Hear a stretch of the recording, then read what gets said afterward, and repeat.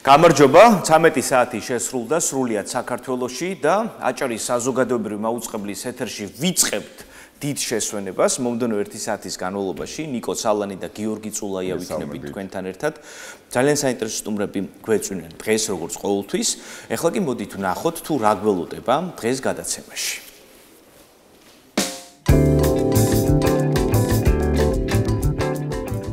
დღეს დიდი შესვენების ეთერში ნახავთ. 10 ივნისი ნაყინის მსოფლიო დღეა.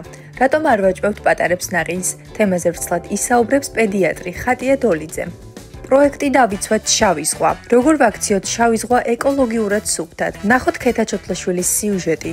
თემაზე ვრცლად ისაუბრებს პროექტის ექსპერტი ელზა მაკარაძე. ხელოვნების მუზეუმიდან პირდაპირ ჩართვით ნონო მგზავრიძე შემოგვიერთდება. ქართული საღამო გერმანიაში. მესენჯერ ჩართვით თამუნა ლაცაბიძე შემოგვიერთდება. და ბოლოს, საზაფხულო თეატრიდან პირდაპირ ჩართვით ნონო მგზავრიძე შემოგვიერთდება.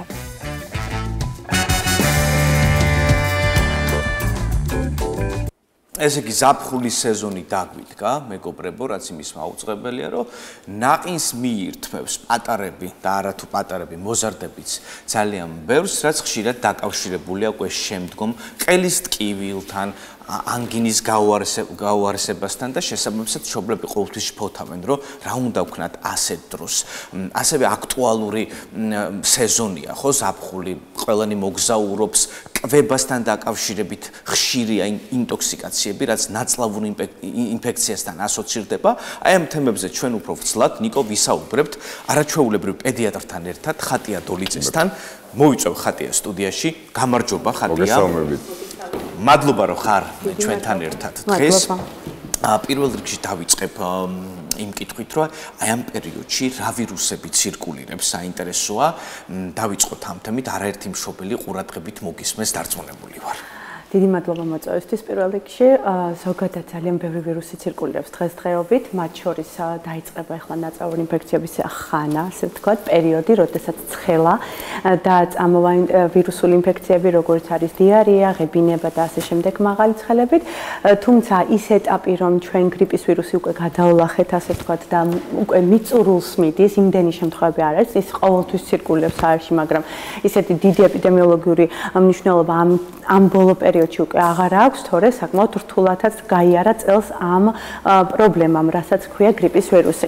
არსებობს სხვადასხვა რესპირატორული სინციტიალური ვირუსები, RS ვირუსი და ასე შემდეგ, რომლებიც მუდმივად ცირკულირებენ და სხვადასხვა ასაკობრივ ჭრილში იწვევენ სხვადასხვა სახის ვირუსულ ინფექციებს. აი საინტერესოა მაგალითად ამ პერიოდში ვინაიდან ეს აქტუალური პერიოდია ვირუსული ინფექციებისა, არჩევას მისცემთ მშობლებს, როგორ შეიძლება ამ პრევენცია და რა ასაკიდან მით უმეტეს რომ ჩვენ ვიცით ზაფხულის პერიოდი უფრო მეტად ისეთი არის თავისუფალი ზღვაზე დავდივართ, იქ შეიძლება საკვებიც მივირთვათ, გარდა ამისა ბევრი სხვა ისეთი პროცესი მიმდინარეობს, რომელიც შეიძლება იყოს მაპროვოცირებელი. ამ ყველაფრის დიახ, გეთანხმებით სრულიად, იმიტომ რომ როდესაც პრაქტიკოსი პედიატრები ჩვენ ყოველთვის პაციენტები რომ მოდიან ჩვენთან მშობლები განსაკუთრებით და მშობელთან გვაქვს კომუნიკაცია, ყოველთვის ურჩევთ რომ ის მარტივი, ძალიან ბანალურია სიტყვით, რომ ჰიგიენური წესების დაცვა, ხელის ხშირად დაბანა, დამუშავება, მაგალითად კვება ისეთ გარემოში, სადაც არ არის ჰიგიენური წესები დაცული. თუნდაც სანაპიროზე, ხო, არის მაღალი ტემპერატურა, შეიძლება გაფუჭდეს საკვები, დაზიანდეს, ბავშვმა რაღაცა სხვა რამე ჩაიდოს პირში. აქედან გამომდინარე,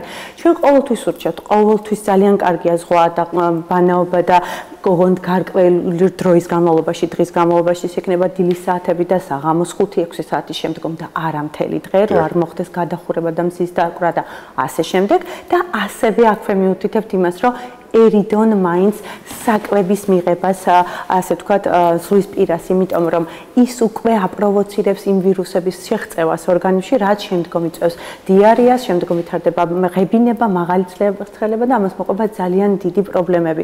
და განსაკუთრებით წლამდე ასაკის ბავშვებში ეს კი უხარიათ მშობლებს, რომ პატარები მიყავთ და მაგალითად ეტლით მთელი დღის განმავლობაში იყავთ და იქ რამოდენიმე კვებას იღებს ბავშვი, მაგრამ უმეტესობა ასეთი ბავშვისა ჩემ პრაქტიკიდან გამომდინარე ვამბობ კიდევ ერთხელ, რომ მერე იწყებს პრობლემებს, ეწყება მაღალი ცხელება, დიარეა და რთულდება და საკმაოდ რთულია წლამდე ასაკის ბავშვის სახლში მართვა, იმიტომ რომ ადეკვატურად არ იღებს სითხეებს და მოწევთ სტაციონალური მეთვალყურება და მხარდაჭერა. მათ შორის გადახურება შეიძლება გამოიწვიოს კანის, რომელიც ასევე მნიშვნელოვან პრობლემებს იწვევს. რა თქმა უნდა, არის ძალიან აქტუალური ზაფხულის პერიოდში, როგორც გადაუდებელი მედიცინის ექიმი, ხშირად მქონია ესეთი შემთხვევები, აი გეგონებათ მოყავთ როგორც ინტოქსიკაცია, ღებინება, მაგრამ როცა ჩაუღმავდებით და აავკრივავთ ანამნეზს, არანაირი ღებინება, ეს უბრალოდ მზის დაკვრა, ანუ გადახურება მოხდა და აი ამის სიმპტომია. ღებინება, თავის ტკივილის ძილიანობა და ასე შემდეგ. ხათია საინტერესოა როგორ იქცევა მშობელი ასეთ დროს, მაგალითად, თუ დადგა ეს ცუდი მომენტი და თქვა მოიწამლა ბავშვი, მოხდა ინტოქსიკაცია, თქვა პირველი დღეები როგორ მოქმედებს მშობელი და როდის უნდა მიმართოს სტაციონარს? გიორგი, ნახეთ როგორ რაღაცა არის. როდესაც იწყება, საკმაოდ წავედ იწყება ნაწლავური ინფექცია. ანუ ის არის მიდის, აი როგორც რესპირატორული ინფექცია, მაგალითად სურდოთი იწყება 1-2 დღე, მერე ხველა წამოვა და ასე შემდეგ. ეს ნაწლავურ ინფექციას არ ახასიათებს. ნაწლავურ ინფექციას ახასიათებს სწრაფი დაწყება, ანუ 3 და მეტი დიარეული ეპიზოდი 24 საათის განმავლობაში, რასაც თან ახლავს ღებინება, მაღალი ცხელება, უკვე მშობელი პირველივე დღეს წუხს. უკვე ყოველთვის კომუნიკაცია აქვს ჩვენთან, იმიტომ რომ ბავშვი მწამსვე ეტყობა. სითხის დანაკარგი, ანუ დეჰიდრატაცია, რაც ამ დროს ვითარდება, ვიზუალურად ძალიან ეტყობა ბავშვებს.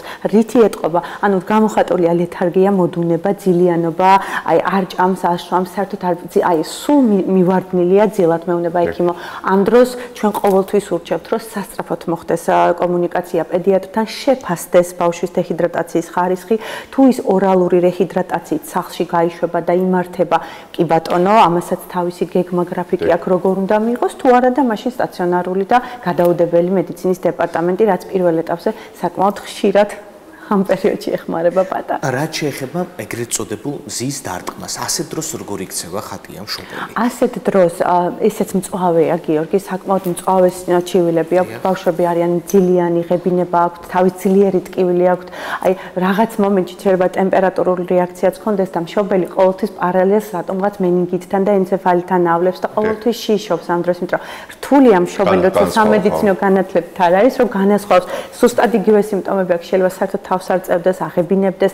ამ დროს ყოველთვის მნიშვნელობა აქვს ანამნეზს, ანუ ვეკითხებით, რომ ხო არ იყოს ზღვაზე, აი მაგალითად 12-დან 4 საათამდე იმ შუა თაკარამზეზე და მიიღო ადეკვატურად სითხეები ამ პერიოდში, როცა გარეთ იყო. ნუ იქ რა თქმა უნდა უარყოფითი პასუხი გვაქვს და ამ შემთხვევაში ვიწყებთ რეჰიდრატაციას, ანუ თუ ეს სახლის პირობებშია, იგივე ელექტროლიტების მიღებას სახლის პირობებში, გამაყუჩებლის, რა თქმა უნდა, ტკივილის მართვა მეტად მნიშვნელოვანია ამ დროს, რომ ბავშვი არ უნდა წუხდეს და თუ ეს არ ხდება, შესაძლებელია ნებისმიერ. კი, აი ესეთი ტკივილგამაყუჩებელი და ორალური რეჰიდრატაცია ექიმთან კომუნიკაციით შესაძლებელია სახლის პირობებში. თუმცა, როდესაც ბავშვი ყველა ნებისმიერ სითხეს დასაკვებს, უკან აბრუნებს და აქვს ღებინება, ამ შემთხვევაში უკვე ბავშვის არც-ერთი წუთი სახლში დაყოვნება არ არის რეკომენდებული და რეკომენდებულია გადაუდებელი მედიცინის დეპარტამენტი. აი ზღვის წყალთან დაკავშირებით რა სიტყვით მაგალითისთვის პატარა ბავშვებში შეიძლება გამოიწვიოს ისეთი ვირუსული გამოვლინებები და არ არის გამორიცხული, რატომ გეტყვით? იმიტომ რომ კვების პროცესთან მიმართებაში სულ მქონდა ეს ეჭვი, რომ აი მაგალითად ზღვის წყლიანი ხელით საკვების მირთმევის დროს შეიძლება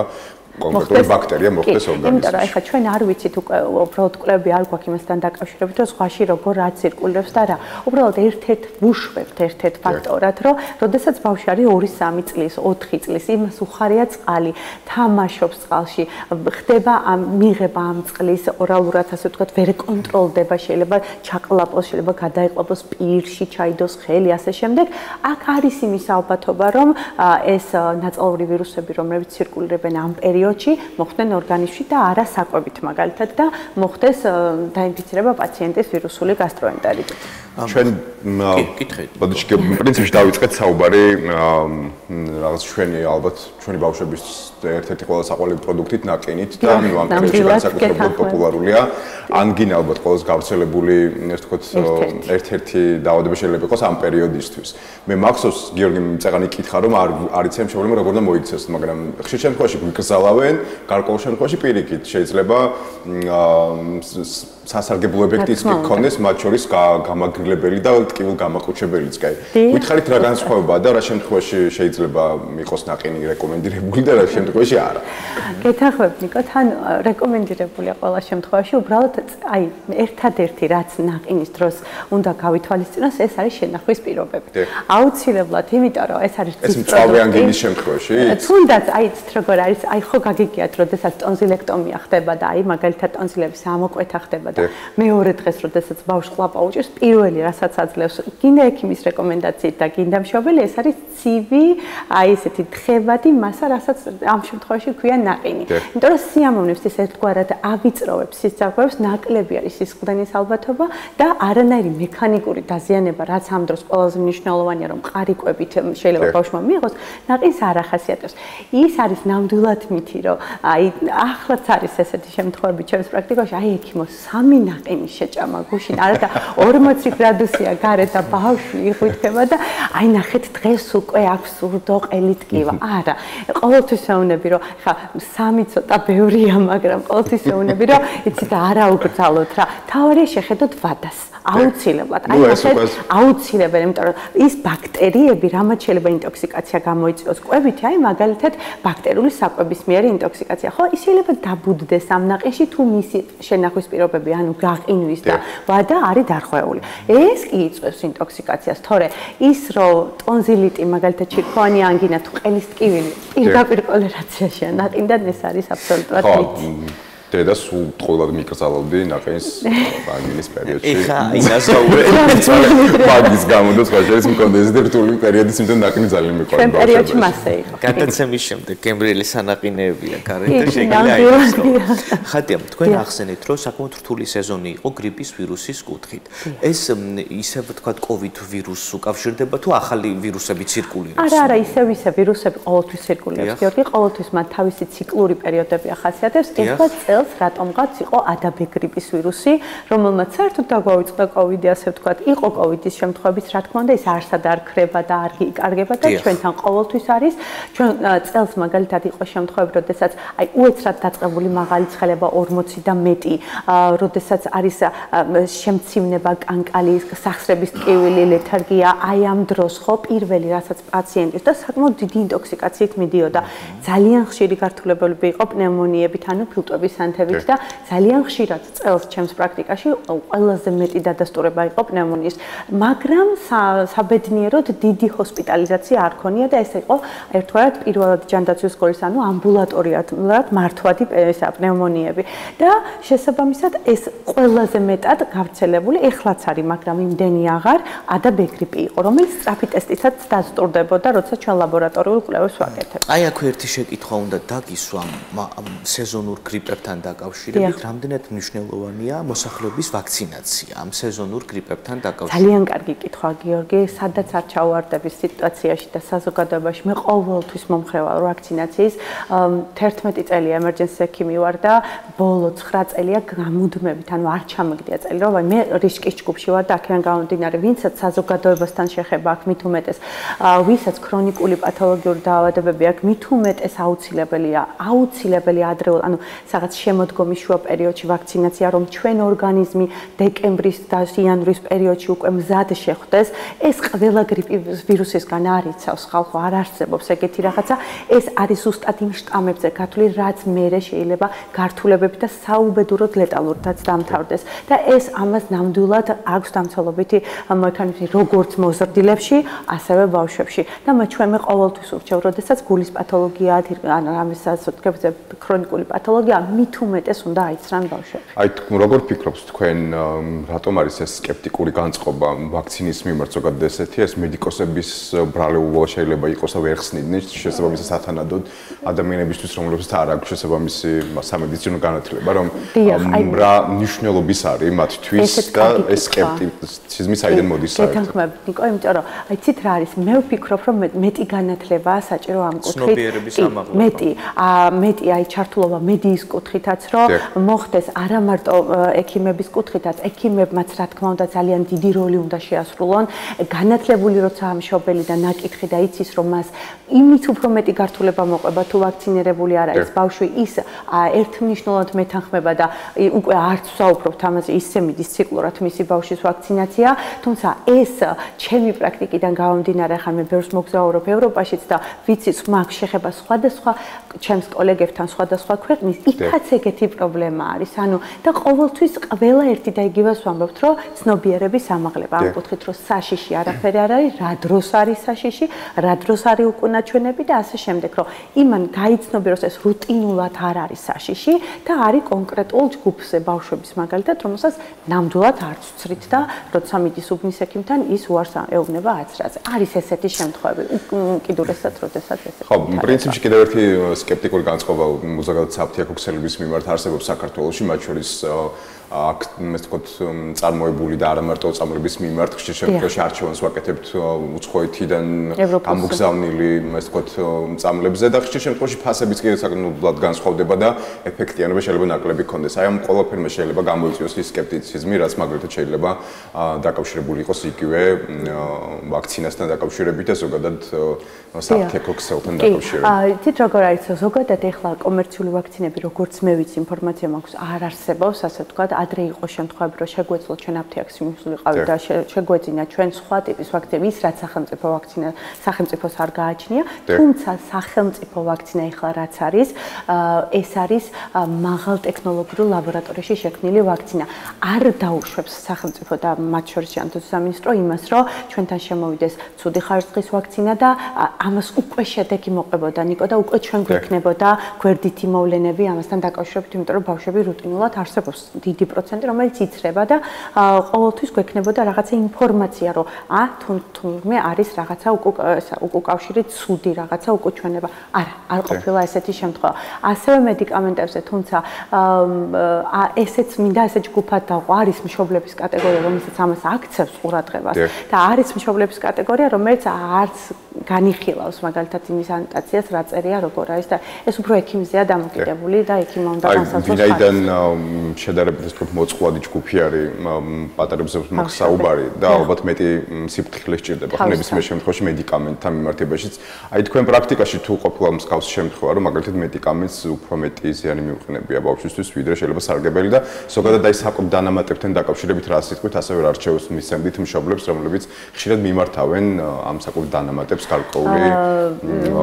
ეს უფრო მოზარდებში ალბათ ხო დასაკვირ დანამატი ნახეთ როგორ რაღაც არის როდესაც მედიკამენტი სწორად არის დანიშნული ექიმის მიერ და სწორად არის ის სწორ ბაქტერიაზე და სწორ ვირუსზე არის მიმართული იქ რაიმე უკუჩვენება ნაკლებად არის გამოწყობილი თუმცა მედიცინაში 2-4 არ არსებობს შეიძლება იყოს რაღაცა ცვლილებები და აქედან გამომდინარე ჩვენ ყოველთვის ვაფრთხილებთ პაციენტს თუმცა ალერგიული რეაქცია იმ დამატკბობელზე რომელიც მედიკამენტს გააჩნია რომ ბავშვმა კარგად მიიღოს ის მარწყვის გემო ალუბლის და ასე შემდეგ ყოველთვის იქონია კონტაქტი ჩვენთან ყოველთვის მუდმივად ხაზზე ვარ ვეუბნები თუ რაიმე გამოვლინება კანის კუთხით ალერგიული რეაქცია დაიწყოს ღებინება ძალიან იშვიათი შემთხვევა არის მაგ შემთხვევაში ჩვენ წვეტავთ ამ მედიკამენტს და ალტერნატიულ ვარიანტს ვეძებთ და რაც ეხება საკვებ დანამატებს ესეც ერთგვარად როგორ რაღაცა იცით ვიტამინების კუთხით ეს უკვე პედიატრის გადასაწყვეტია მაგალითად თუ ბავშვი არ იკვებება ადეკვატურად და ვერ იღებს იმ რაციონს დღის განმავლობაში რაც უნდა მიიღოს საკვების სახით ასეთი ძალიან ბევრი ბავშვი იმიტომ რომ უყვართ არჩევით იკვება და საერთოდ არ ჭამენ მაგალითად მრავალფეროვან ხილს და ბოსტნეულს ამ შემთხვევაში ჩვენ იძულებული ვართ ჩავთოთ ხოლმე თუმცა აი ეს მოზარდების პერიოდში როდესაც არის უკვე აქტუალური სპორტით დატვირთვა და შესაბამისად სხვადასხვა სახის მედიკამენტებსაც იღებენ ხოლმე ამ დროს რომ აი კუნთამასამაც მოიმატოს რაღაც ენერგიაზე იყვნენ ეს აუცილებლად პედიატრის ნუტრიციოლოგის და აგრეთვე ფიტნეს ტრენერთან უნდა იყოს შეთანხმებული რომ ბავშვს ზიანი არ მიაყენოს იმიტომ რომ ბავშვი ძალიან იღლება ამ პერიოდში ხატია მშობლების მუდმივ თავის ტკივილს შევეხები კლავაც ეს არის ყელის ტკივილი და ანგინა. ყოველთვის არის თუ არა საჭირო ეგრეთ წოდებული გლანდების ოპერაცია და შესაძლებელია თუ არა ანგინის მართვა, ესე რომ ვთქვათ. გიორგი, ძალიან აქტუალური კითხვა დამისვე ხა შენ მე. ზოგადად მე არ ვარ მომხრე ტონზილექტომიის იმ კუთხით, რომ რუტინულად ყველა ბავშვთან, როდესაც არის მაგალითად წელიწადში 3-ჯერ არის ჩირქოვანი ანუ ანგინა, ტონზილიტი, რომელიც ბაქტერიული ინფექციით არის გამოწვეული და არანაირ გართულებებს არ იწვევს, იმის საკითხი დადგეს, რომ ამოიკვეთოს ტონზილები, ანუ გაკეთდეს ტონზილექტომია. აი, მოწოდებული ჩვენი ეროვნული გაიდლაინით და ზოგადად ჯანდაცვის სამინისტრო ამბობს, რომ წელიწადში 4-დან 6-მდე შემთხვევა ან თვეში 3 და მეტი, რომლებიც საჭიროებს ანტიბიოტიკოთერაპიას, ანუ დახმარებას ანტიბიოტიკის კუთხით, არის გართულება სახსრებისა და გულისკუნთით და გულისკუთხით და არის ცვლილებები ანალიზებში, აი ამ დროს დაიგეგმოს ტონზილექტომია, იმიტომ რომ ტონზილექტომიის თქვათ რუტინული გაკეთება ჩვენ იმუნურ სისტემას ძალიან თქვათ ხვდება და შემდეგ უკვე ბავშვები იმის მაგივრად რომ ვისაც არ ჭირდებოდა იმის მაგივრად რომ გამოკეთდნენ და წავიდნენ რომ დედაც ელოდება დადებით რეაქციას პირიქით უფრო ბავშვი იმუნურად სუსტდება და გაცილებით მეტ ინფექცია მოაქვს თუნდაც საბავშვო ბაღიდან ან სკოლიდან. ამიტომ ეს ძალიან სენსიტიური საკითხია. ხო, თუ არ არის საჭირო, იმიტომ ეს ძალიან დიდი დამცველობითი ორგანოა და შესაბამისად ეს ბევრ რაღაცას ტვირთავს თავის თავზე. თუ ეს არ არის დაზიანებული და ჩვენ ამას რუტინულად მოვაძრობთ და მოვხსნით ბავშვის ორგანიზმიდან და იმუნიტეტი დასუსტდება, იქ უკვე ქვედასასუნთქი გზების ინფექციის განვითარება შეიძლება მარტივად მოხდეს, ხშირი ავადობები და ასე შემდეგ რა. თუმცა მართვა შესაძლებელია, რა თქმა უნდა შესაძლებელია. არ შეაწუხოს შესაძლებელია და არსებობს ის შემთხვევები, აუცილებლად გასაკეთებელია. გაძნელება, მაგალითად, კლაპვის გაძნელება, ხარისხებათ აქვთ თვითონ ოტოლარინგოლოგებს ეს მუდმივი, ესე ვთქვათ, ქრონიკული ტონზილიტი, როდესაც ჩირქის მოშორება ვერ ხდება ორგანიზმს, აი ეს უკვე ინტოქსიკაციებს იწვევს გიორგი და შესაბამისად ამ დროს აუცილებელიც არის და ამ დროს ნამდვილად ხედავთ დადებით ეფექტს. ხატია, ზაფხული სეზონი აქტუალურია ყოველთვის. მშობლებს მიყავთ თავიანთი ბავშვები დასასვენებლად. აი თითქოს რამდენი ყოველთვის დგება საკითხი, რა ხნით უნდა გავიყვანოთ ბავშვი სუფთა ჰაერზე მთაში. საინტერესოა ამის შესახებაც მოგვეცით რეკომენდაცია და ნელ-ნელა დაგემშვიდობებით. ზოგადად, ხო, ჩვენ აჭარაში ძალიან აქტუალურია ზღვის სეზონი, თუმცა ჩვენ ვინც ვართ აჭარის მოსახლეობა, გავდივართ ხოლმე და ვისვენებთ სხვაგან. მთაში. მივდივართ მთაში. ეს უკვე დამოკიდებულია ზოგადად ბავშვზე. აი ბავშვი თუ მაგალითად ხშირად მორიცდივე ბრონხიტით ავადობს, ან ბრონხოსპაზმები აქვს, ან ხველა აქვს ძალიან ხშირად, ხო, ყოველთვის ურჩევთ მთას, ყოველთვის აი ეს უკვე მშობელზეც არის დამოკიდებული, რამდენი ხანი შეძლებს ბავშვის გაყვანას, იმიტომ რომ მოგეხსენებათ ისეთ ერაში და ხანაში ვართ, რომ ყველა მუშაობს. შესაბამისად, ეს დაახლოებით მე მაინც ვეუბნები, რომ 2 კვირა მაინც უნდა გაჩერდეს ბავშვი, რომ მოხდეს მის ორგანიზმში ცვლილებები, თუმცა ის რომ ბახმაროს 21 დღე ძალიან კარგია და მაგალითად იცვლება ყველაფერი, მე მაგაში ჩემ თვითონაც დავწმუნდი და აქედან გამომდინარე, მთა ძალიან მნიშვნელოვანია განვითარების პერიოდში ბავშვის, როდესაც აი წინა სასკოლო პერიოდია, თუნდაც სასკოლო პერიოდში, რომ ის ხშირი ავადობები, რომლებიც 3 დღის განმავლობაში მშობელს ხშირად აწუხებს ხოლმე და ბავშვსაც, აი ეს ამას ერთგვარად აგვარებს მთა, რომ არ მოხდეს. მარტივად უმკლავდება და ალბათ დამტვერვის პერიოდი ყველაზე რელევანტური იქნებოდა. რას ფიქრობთ? აი მაისის პერიოდი და ძალიან კარგია რომ დასვია კითხვა. როდესაც ალერგიული ბავშვები არიან, ჯერ აუცილებლად უნდა ამაგდეს მაგათი ცნობიერება მშობლის, რომ არ უნდა წაიყვანოს ამ პერიოდში, იმიტომ რომ ის მტვერი შეიძლება ისეთი რეაქცია მიცოს, უკუ რეაქცია, რომ პირიქით სუნთქვის უკმარისობაში ჩააგდოს, ურტიკარი ანუ გამონაყარი განვითარდეს და სისხლისძვრის საშიშიც გახდეს. აქედან გამომდინარე, თუ ალერგიული ფონია ბავშვთან და ჩვენის ბავშვი შესწავლილი ყავს ასეთი კუთხით, არ უშვებთ ხოლმე დამტვერის პერიოდში და ვეუბნებით, რომ გადავა დამტვერვა და მერე კი ბატონო ლოკაციებს თვითონაც ირჩევენ ჩვენც ვიმაშვებით, რა ქვია, ეხმარებით ერთგვარად და ბედნიერია მშობელიც და ბავშვიც. დიდი მადლობა. საინტერესო იყო ნამდვილად თქვენი და ბევრი საინტერესო რეკომენდაციას გავიცით, ესე ვფიქრობ მშობლების. ამომწურავად. აქტიურად ანგინიდან ყველაფერს შევეხეთ, რაც კი სეზონისთვის იქნებოდა საინტერესო. ხატია დოლიძე პედიატრი გახდათ ჩვენი სტუმარი.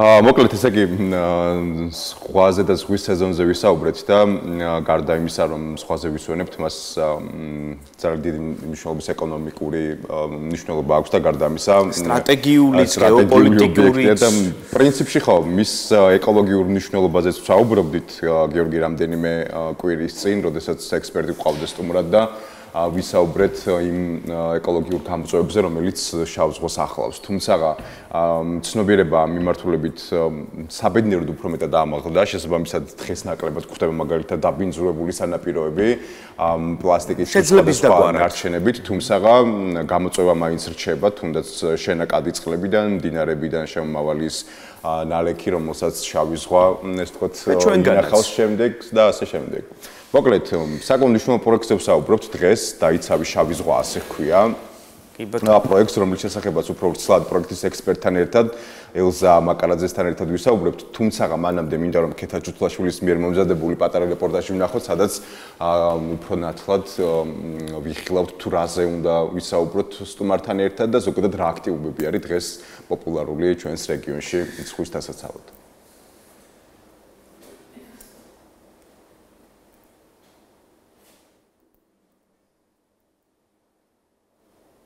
ტექნიკური ხარვეზია ჩვენ რეპორტაჟს ცოტა ხანში აუცილებლად შემოგთავაზებთ, მანამდე მოვიწვიეთ სტუმარი ელზა მაკარაძე გახლავთ პროექტი.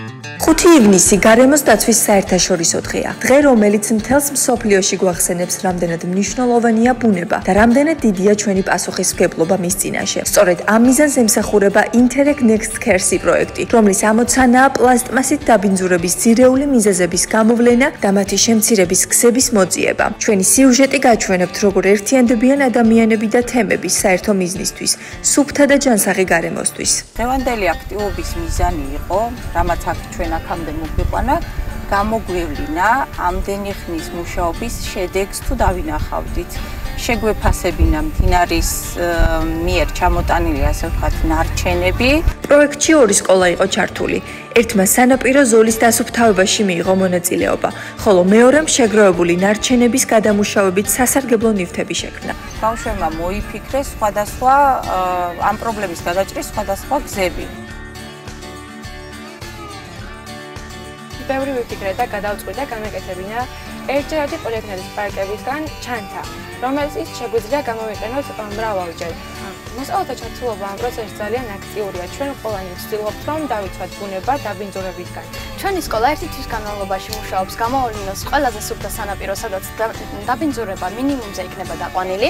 ამიტომაც დღეს ჩვენ სხვა სკოლებთან ერთად შევაჯერეთ აზრები და უნდა გამოვიტანოთ საერთო დასკვნა, თუ რომელი სანაპიროს ნაკვეთი არის ყველაზე ნაკლებად დაბინძურებული. ჩვენ კი ძალიან ხშირად ვერთვებით ასეთ პროცესში და პლუს ამას ძალიან სახალისო არის. მიზანი კი არის ის, რომ უფრო მეტი დასუფთავებული პლიაჟი იყოს და დაბინძურება შემცირდეს მაქსიმალურად. ზღვისპირა სანაპირო ზოლი თითქმის გათავისუფლებულია ნარჩენებისგან და ძალიან შემცირებულია პოლიეთილენის ნარჩენები, რაც მოსახლეობის ცნობიერების ამაღლებაზე მიუთითებს და ჩვენი მიზანიც ეგ იყო. Interreg Next Cares-ი გვიჩვენებს, რომ გარემოზე ზრუნვა მხოლოდ ერთდღიანი აქტივობა არ არის. ეს არის ყოველდღიური არჩევანი, რომელიც უკეთეს მომავალს ქმნის.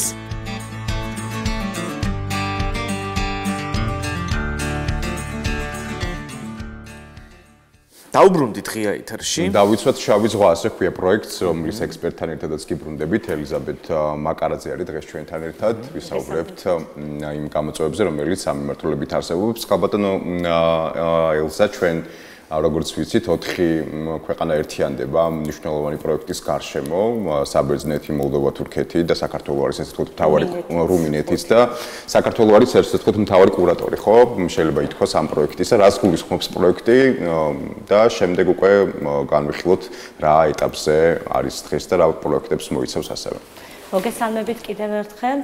Interreg Next-ი ეს არის ფონდი, რომლის ერთ-ერთი პროექტია KRC და ეს 5 ქვეყანას მოიცავს და საქართველოს ამ ეტაპზე არის კოორდინირებას უწევს აი ამ ყველაფერს ბათუმის შოთა რუსთაველის უნივერსიტეტი არის მასპინძელი და მისი მთავარი მიზანია როგორც აღნიშნეთ ზღვის დაცვა, დავიცვათ ჩვენი ზღვა. სხვადასხვა მიმართულებები აქვს, ბევრი ექსპერტი მუშაობს ამ საკითხზე. და ვიკვლევთ როგორც ნანოპლასტიკის შემცველობას, წყლის ქიმიურ შემცველობას, ბიომრავალფეროვნებას დოქტორანტებიც მუშაობენ, მაგისტრანტებიც აწარმოებენ კვლევებს და ამ ყველაფერს თავს უყრის ჩემი მიმართულება, სადაც მე ექსპერტი ვარ, სადაც იგულისხმება, რომ უნდა ცნობიერება უნდა გავზარდოთ ადამიანებში და ეს კვლევები უნდა მივიტანოთ მოქალაქეებამდე, რომ როგორ ფრთხილად იყვნენ ამ საკითხთან დაკავშირებით და პლასტიკის დაბინძურება ჩვენი საუკუნის ერთ-ერთი გამოწვევაა და ეს ფართო გლობალური პროცესია, რომელზეც ვცდილობთ, რომ ჩვენი წვლილი შევიტანოთ პროექტის ფარგლებში. ხო, საფრანგეთის ესე იგი მოცულობის ხელა პლასტიკი დაცურავს ოკეანეში, როგორც ჩვენთვის არის ცნობილი და ეს გამოწვევა ნებისმიერი სახელმწიფოსთვის, მსოფლიოსთვის და სწორედ ამიტომ დაეთმო ამ თემას დღეს ჩვენი ოკეანეებში გვხდება კუნძულები, სადაც პლასტიკი ქმნის ამ კუნძულოვანი. სწორედ ამიტომ საინტერესოა მაგალითად გარდა იმისა, რომ ეს შეიძლება უშუალოდ შავი ზღვის ასე თქო სანაპიროზე მოხდეს და გარდა იმისა ორგანიზმის შემთხვევაში რა კვლევები არსებობს, აი მაგალითად პლასტიკში შეფუთული წყლის მითმევის შემთხვევაში რა რაოდენობით შეიძლება ორგანიზმში მოხდეს. არსებობს თუ არა რაღაც კონკრეტული რეკომენდაციები მაგალითად პლასტიკთან დაკავშირებით და სად უნდა ვიყოთ ფრთხილად მოსახლეობა მაგალითად მოხმარების შემთხვევაში. ზოგადად ამ პროექტს რაც აქვს ძალიან ხიბლავს, ეს არის მოიცავს ყველა სეგმენტს. ვიწყებთ ბავშვთა ბაღიდან და მივდივართ ყველა მოქალაქეებამდე, რომ გავაფრთხილოთ ეს რა საფრთხეს შეიცავს. ჩვენ ძალიან დამოკიდებული ვართ პლასტიკზე ზოგადად, იმიტომ რომ წყალიც პლასმასის ბოთლში არის, აი კოკა-კოლას ერთჯერად ჭიქებს მოვიხმართ. აი მოსწავლე რომელიც სკოლაში ზის, მთელი დღე შეხება აქვს კალამთან, რომელიც პლასტიკიდან არის დამზადებული. იგივე ძისნაწარმი რძე, მაწონი, იოგურტი, ყველა პოლიეთილენის პარკი, სადაც როცა შევდივართ მაღაზიაში, რამდენს მოიხმარს თითეული მოქალაქე დღის განმავლობაში, მაგაზეს კვლევა ჰქონდა, რომ უამრავი არის და ჩვენი მიზანია, რომ ეს უნდა შევამციროთ. როდესაც ახლა ჩვენი პროექტის ფარგლებში მიმდინარეობს კვლევები ნანოპლასტიკის შემცველობაზე, ეს პროცესში არის, ჯერს ასე ხმამაღლად ვერ ვიტყვით მის შედეგებს, თუმცა ვარაუდის დონეზე არის, რომ ეს ადამიანში ილექება და წლების განმავლობაში რჩება და შემდეგ იწვევს ისეთ რთულ დაავადებებს, როგორიც ვთქვათ აუტიზმი, მაგრამ ამას ვერ ვიტყვით ასე ხმამაღლად, რადგან კვლევები მიმდინარეობს და მეცნიერული საფუძველი ამის არ გვაქვს, თუმცა ვარაუდის დონეზე ეს ძალიან გლობალური მასშტაბური საფრთხეა და ჩვენ ძალიან ფრთხილად უნდა ვიყოთ პლასტიკი. გენეტიკური ფორმირება შეიძლება მოახდინოს ადამიანის და მუტაციაც ხო გარკვეული. ადამიანის სისხლში სამწუხაროდ უკვე აღმოჩენილია პლასტიკი. ქალბატონო ელისაბედ, მე მინდა გითხოთ ჩვენს აკვატორიას რაც შეეხება შავი ზღვის ეკოლოგიაზე ვისაუბროთ. დღეს რა მდგომარეობა გვაქვს საინტერესოა თქვენი მონაცემები, თქვენ რა ინფორმაციას ფლობთ პლასტიკის კუთხით, როგორია ადამიანის ინტერვენცია, თითოეულ ადამიანს რა პასუხისმგებლობა გვაკისრია იმისათვის, რომ ჩვენგან მოხმარებული ეგრეთ წოდებული პლასტიკი არ მოხდეს შავ ზღვაში. მოქალაქეთა როლი ძალიან მნიშვნელოვანია, ამიტომ პროექტმა მიზნად დაესახა მოქალაქეთა მეცნიერების ჩამოყალიბება, citizen science ქვია ეს. ეს არის რაღაცა ახალი, სადაც ყველა მოქალაქე ჩართული არის პროექტში მოქალაქის დონეზე. აი, მას არ მოეთხოვება მეცნიერული საფუძვლები, მაგრამ მისი წვლილი ძალიან დიდია დაბინძურების რეგიონებში. ჩვენ შავი ზღვის სანაპიროზე, როგორც ასე რომ ვთქვათ, რომ პლასტიკის დაბინძურება სანაპირო ზოლში ხდება ადამიანის მიერ, ეს არ გვაქვს, მაგრამ გვაქვს დიდი პრობლემა სოფლებში, სადაც მდინარეთა ჩამორეცხვის შედეგად ჩამოდის ეს პლასტიკის ნარჩენი, რომელიც ზღვის სანაპიროს გვიჭუჭყიანებს და ჩვენი კვლევები და შეიძლება შენაკადი თავად ზღვაშიც ვია რა. დიახ, ზუსტად ეს არის შენაკადი, სადაც არის დიდი მდინარეების შენაკადი, სადაც არის აი იმ სამიზნე სოფლებში გვაქვს ცნობიერების ამაღლების კუთხით დაგეგმილი აქტივობები და ჩვენ უკვე შედეგი გვაქვს, რომ როდესაც პირველი გასვლა იყო სანაპირო ზოლზე და პლასტიკი ბავშვებმა შეაგროვეს, შემდეგ იგივე აქტივობა, როცა გავიმეორეთ, ეს გუშინ იყო, როგორც სიუჟეტიდან დაინახეთ, 3 თვე გავიდა და საგრძნობლად შემცირებულია პლასტიკის ნარჩენები და ეს მიუთითებს, რომ მოქალაქეთა ცნობიერება უკვე ამაღლდა და ადამიანებმა უკვე აქტიურად ჩაერთნენ ამ პროცესში. არ შემიძლია არ შევეხო ეგრეთ წოდებულ ნაგავსაყრელს, რომელიც მდებარეობს ძალიან ახლოს ზღვასთან და შესაბამისად იწვევს ზღვის დაბინძურებას. თქვენ რა ინფორმაციას ფლობთ, რამდენად მნიშვნელოვანია ამ საკითხის მოწესრიგება იმგვარად, რომ არ მოხდეს ნაგავსაყრელიდან წყალში ეგრეთ წოდებული პლასტიკი ან თუნდაც სხვა დაბინძურებული მასალა, რა საფრთხეს შეიცავს აი ეს ყველაფერი? გვიანბეთ ამის შესახებ. მადლობა ამ შეკითხვის, ძალიან აქტუალური შეკითხვა ეს და ჩვენი პროექტის კოორდინატორი ქალბატონი იზოლდა აქტიურად თანამშრომლობს ბათუმის სანდასუფთავებასთან და ეს ნაგავსაყრელი როცა განთავსებულია ზღვასთან ახლოს ადლის მაგალითზე, ის იწვევს ღია წყლების და ასევე მიწისქვეშა წყლების დაბინძურებას ამ პლასტიკის ნანონაწილაკებით.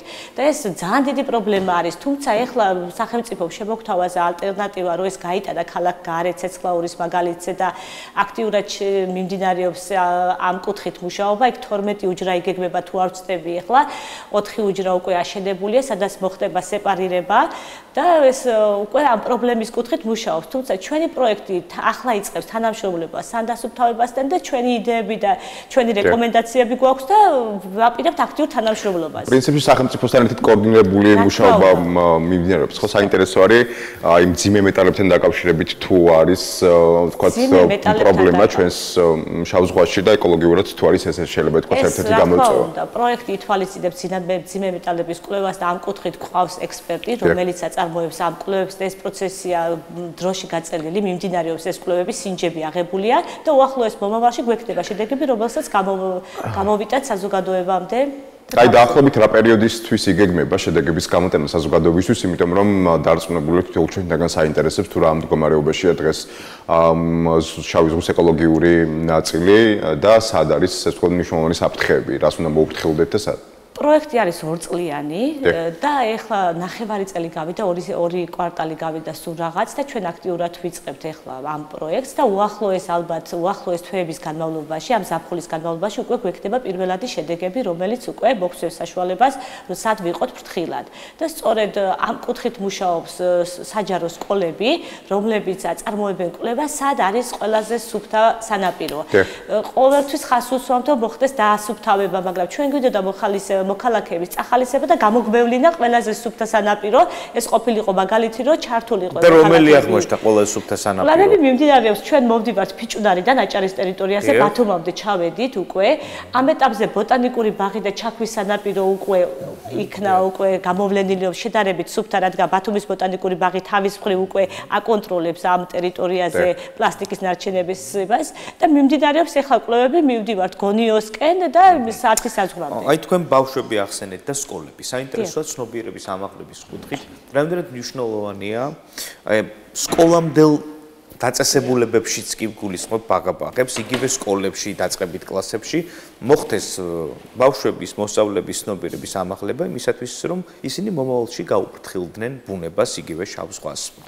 დიახ, ამ პროექტს ყველაზე კარგი რაც აქვს, რაც ოდესმე მიმუშავია მე როგორც ექსპერტს, რომ გაწელილი აქვს ყველაფერი სკოლისგან კი არა, ბავშვთა ბაღიდან.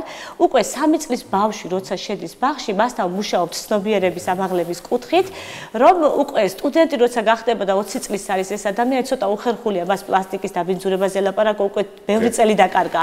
და 3 წლის ბავშვი როცა ამაზე მის დონეზე თუმცა გვიანი არასდროს არ არის, უბრალოდ მიჩვეული არის მასთან. დრო აქვს დაკარგული ამ ადამიანს და ეს არის ცოტა ისე უხერხული მომენტი და აი ვიწყებთ ჩვენი პროექტმა მოიცვა ბავშვთა ბაღები, სკოლები, სტუდენტები, სოფლის თემი, ჩავთეთ მოქალაქეები, რომლებიც ბიოლოგები არ არიან და არანაირი შეხება არ აქვთ ამასთან, შევქმნით მოქალაქეთა საზოგადოება, დარგის ექსპერტები მონაწილეობენ, აქტიური შეხვედრები მიდის და ვავრცელებთ ჩვენ მიერ მიღებულ ინფორმაციას ეს ბუკლეტების საშუალებით ვავრცელებთ მთელი აჭარის ტერიტორიაზე და შავი ზღვის აკვატორიის ქვეყნებში, რომლებიც ჩვენი პარტნიორები არიან. აი ბაღებთან მიმართებაში ნამდვილად საინტერესოა, ვინაიდან ალბათ ადამიანს უკვე ამასაკიდანვე გამომუშავდება არა მარტო ბუნებასთან ურთიერთობის ნაწილში, არამედ ჯანმრთელობის მიმართ გაუჩნდება, ასე ვთქვათ, დამცველობის შეგრძნება, რომ მან არ უნდა გაიკაროს მაგალითად პლასტიკი, მოერიდება აუცილებლად და გამომუშავდება ასევე დამოკიდებულება იმ კომპანიების მიმართ, რომლებიც მაინც მიუხედავად მთელი ეს ვთქვათ აი ამ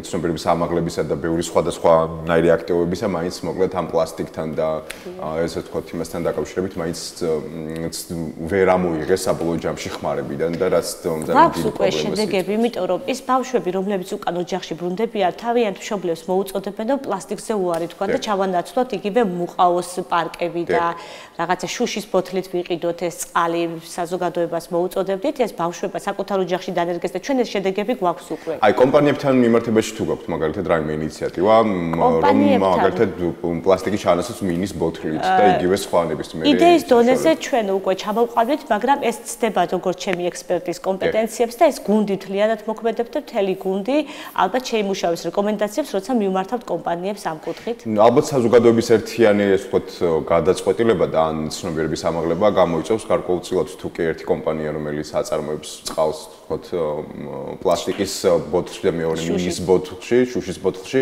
და თუ კი საზოგადოება მიხვდება რომ ის უფრო მეტად სასარგებლოა და უფრო მეტად მნიშვნელოვანი, რა თქმა უნდა, ამ ფონზე შეიძლება კონკურენციის ნაწილში მეორე კომპანიების თქოთ ცნობიერების ამაღლება ამაში გვეხმარება რომ შუშის ბოთლს უკვე უფრო მეტი მომხმარებელი ეყოლება ვიდრე პლასტიკის ბოთლით წყალს და ამიტომ კომპანიას დაფიქსდება თავის მხრივ რომ რომელი კუთხით იმუშაოს. ჩვენი მიზანიც სწორედ ეს არის.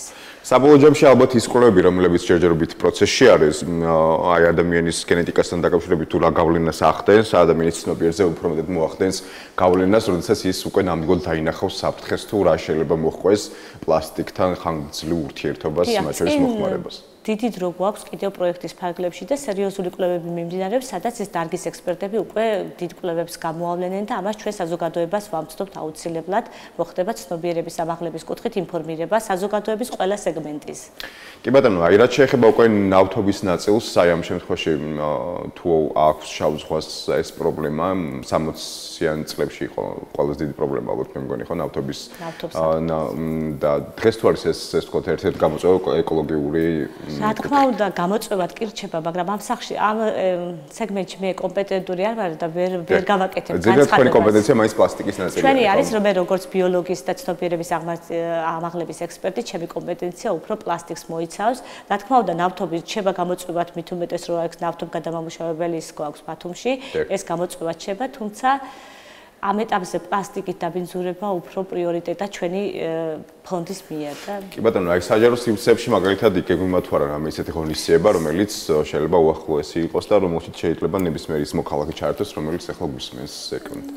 საჯარო სივრცეებში, სოფლის თემებში და მუნიციპალიტეტის დონეზე ჩვენ უკვე შევხვდით მოსახლეობას და მოხდა ცნობიერების ამაღლების კუთხით გასაუბრება და მინი ლექციები, თუმცა უახლოეს ხანებში იგეგმება მასშტაბური ღონისძიება ჭოროხის სანაპიროზე, სადაც მოხდება მთელი რეგიონის მოსახლეობის ჩართვა და მოქალაქეთა საზოგადოება გამოვა და მოვაწყობთ ამ კუთხით დიდ აქციას, რაც იქნება უკვე საზოგადოებისთვის ცნობილი უახლოეს დღეების განმავლობაში.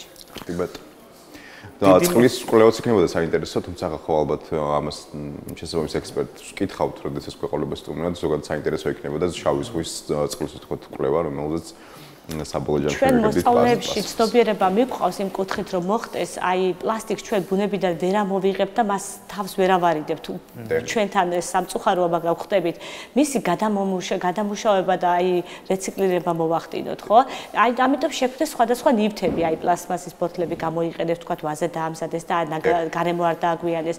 თუმცა ისიც უნდა აღვნიშნოთ, რომ როდესაც მივდივართ და მოსწავლეებს ველაპარაკებით იგივე ბაღის ბავშვებს და ვეუბნებით, რომ ეს ნაგავსაყრელზე უნდა მოხდეს სეპარირება და ეს პლასტიკი ცალკე უნდა იყოს შუშა ცალკე და ამ დროს ადამიანი მოქალაქე მიდის ნაგავს ურნასთან და არ ხდება ეს პლასმასის სადგანათავსოს და ძირითადად გვაქვს პრობლემა რომ ურნა საერთო არის და ყველა ნარჩენს ათავსებენი, აქ ცოტა უხერხული მომენტი იყო, ჩვენ ცნობიერება ავამაღლეთ, მაგრამ ამ კუთხით ავწდით, ხო? უნდა დახვდეს სეპარირება მოხდეს.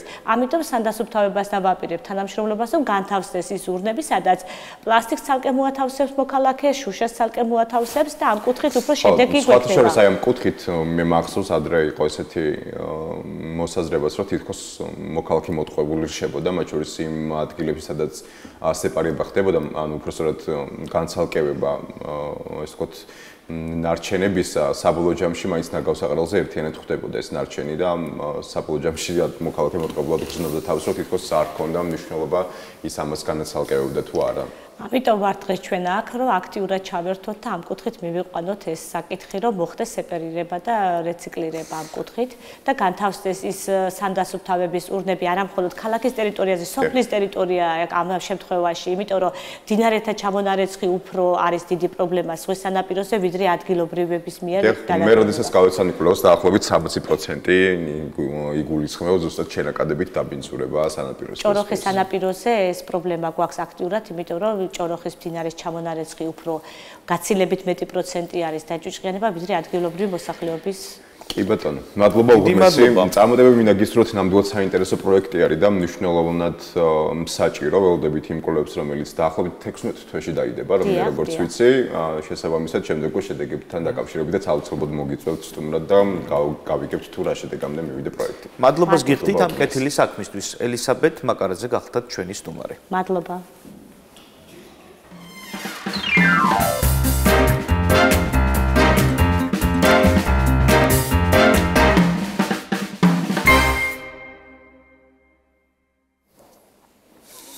საქველმოქმედო საღამო გაიმართა გერმანიაში. ეს გახლავთ ქართული საღამო. ჩვენ სხვათა შორის რამოდენიმე ხნის წინ ამ თემაზე ვისაუბრეთ ღია ეთერში, ნიკო. გერმანიის ქალაქ ახერნში ქართულმა ემიგრანტებმა ადგილობრივებისთვის და ემიგრანტებისთვის ფოლკლორული საღამო წარმოადგინეს. ეხლა თუ საშუალება გვაქვს მეტყვის ჩვენი რეჟისორი თამუნა ლაცაბიძე უნდა ჩაგვერთოს გერმანიდან, თუმცა ჯერჯერობით ტექნიკურად ვერ ხერხდება გერმანიასთან კავშირის აღდგენა და მაინტერესებს აი ზღვასთან დაკავშირებით, ნიკო, წელს თუ იყავი ზღვაზე? სხვადასხვა წელს არ ყოფილვარ, მიუხედავად იმისა, რომ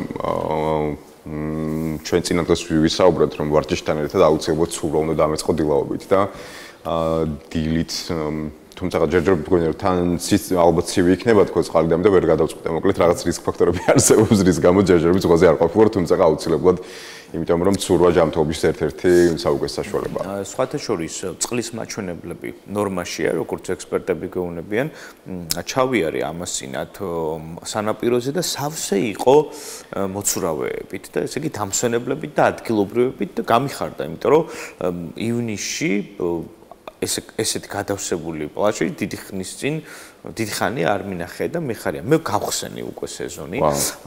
ცურვა აუცილებელია, მეგობრებო, შავ ზღვას დაეპო დღეს ჩვენი ეთერი და შესაბამისად მის ეკოლოგიას და აქედან გამომდინარე თამამად შეგიძლიათ გახსნათ სეზონი, იცურავთ, იმიტომ რომ ჯანმრთელობისთვის სასარგებლოა, ხო? წყლის აბაზანები, განსაკუთრებით ცურვა, ყველა კუნთი იხსნება ცურვის დროს. კი ბატონო. კარგად თუ ცურავ, ნიკო, მაინტერესებს. კარგად ცურავ, იმიტომ რომ ბავშვობიდან რაღაცნაირად მიყვარდა ცურვა, თუმცა სულ მიყვირდა ხოლმე სანამ ბათუმში გადმოვიდოდი საცხოვრებლად, აბობდნენ რომ ბათუმელებს დიდად არ უყვართ ხოლმე ზღვაზე სიარული და ხშირად არ დადიან ზღვაზე და ბათუმელებმა ცურვა არ იციან, ესეთ ფრაზაც არსებობს. შემდეგ მივხვდი რომ როდესაც ზღვასთან ახლოს ცხოვრობ, შეიძლება ხო ნაკლებად მოგინდეს ასე ვთქვათ შუადღით გასვლა საცურაო. თუმცა მე იმ ადამიანთა კატეგორიას მივეკუთვნები, რომელსაც მაგალითად ხრუბლიან ამინში ზღვაზე საერთოდ ურჩევნია ცხელ ამინში ზღვაში ცურვას. თუმცა საბოლოო ჯამში დასვენების რომელ მიმართულებას ირჩევ ხოლმე, მთას თუ ზღვას? საინტერესოა. საბოლოო ჯამში მაინც მთას, იმიტომ რომ ჩემთვის მთა უფრო მეტად ასოცირდება დასვენებასთან ვიდრე ზღვაზე პირიქით უფრო მეტად ვიხლები ხოლმე ვიდრე ვისვენებ ის მართლა მეკითხი. მიღებულია თქვენი პასუხი. აი ეხა რეჟისორი მატყობინებს, რომ კავშირი აღდგენილია გერმანიასთან, კერძოდ ქალაქ ახერნთან. მოგესალმებით ქალბატონო თამუნა ლაცაბიძე და ნინო ჯოჯუა გვერდება ეთერში, თუმცა თამუნა ვერ ახერხებს და ამჯერად ნინო ჯოჯუა შემოგვიერთება ღია ეთერში. ნინო, გამარჯობათ, ჩვენ ვისაუბრეთ ამასინათ ღია ეთერში თქვენს ძალიან ლამაზ საქველმოქმედო საღამოსთან, ქართულ საღამოსთან ერთად, სადაც წარმოდგენილი იყო იქ მოღვაწე მცხოვრები ქართველების ფოლკლორული ანსამბლები. ჩატარდა როგორც ვიცი ეს ღონისძიება და მოგვიყევით ამ ყველაფრის შესახებ, ყურადღებით მოგისმენთ გერმანიიდან თქვენი შტაბ-შტაბები გაგვიზიარეთ. მე ვიცი რომ არაერთი ადგილობრივი სტუმრობდა თქვენს ღონისძიებას და რა თქმა უნდა ამაში მონაწილეობდნენ ჩვენი სახელოვანი ემიგრანტები. დიახ, მოგესალმებით პირველ რიგში ყველას დიდი სიყვარულით. ხშირი სტუმარი გავხდით თქვენი ტელევიზიის და მიხარია რომ ჩვენი დაინტერესებული ხართ და ჩვენი ყველა ასე რომ ვთქვათ გზა გაინტერესებს, როგორ გავდივართ, როგორ მივიწევთ წინ. მე ძალიან დიდი მადლობა მინდა გადაუხადო თითოეულ თქვენთაგან, მთელ საქართველოს, ჩვენს ახლობლებს. მოგესალმებით. ნამდვილად ეს კონცერტი იყო დასტური იმისა, რომ ძალა ერთობაშია. რომ ჩვენ გავერთიანდით ნამდვილად ყველა ვინც კი ვისაც კი ხელი მიუწვდებოდა ჩვენს ღონისძიებაზე მოსვლისთვის მხარში დგომა იქნებოდა ეს სხვადასხვა კუთხის თავიანთი პერფორმანსის წარდგენა ნამდვილად არავინ არ დაიშურა ჩვენთვის უსასყიდლოდ ჰონორარიზების და ყოველგვარი რაღაც ფინანსების გარეშე მოვიდა ჯგუფები და დაგვიდგა მხარში. აი ხა თქვენ კაცზე ხედავ ეს არის შტუტგარტში არსებული ქორეოგრაფიული ანსამბლი ცეკვის სტუდია კოლხეთი, რომელსაც ძალიან დიდ მადლობას ვუხდი, რომ გაგვილამაზა საღამო. აგრეთვე არ შემიძლია არ აღნიშნო აი ქალბატონი თამარ ლაცაბიძე, რომელზეც თქვენ ახლა უკვე ისაუბრეთ, ჩვენი სათვისტომოს ერთ-ერთი მთავარი წარმომადგენელი წევრი, უბადლო ნიჭი დაჯილდოებული ადამიანი, რომელმაც აი არ ვიცი რა, აი ძალიან ესეთი მთელი სული და გულით შეასრულა საქართველოს სიმღერა თამარ გვერდწითელის საქართველო.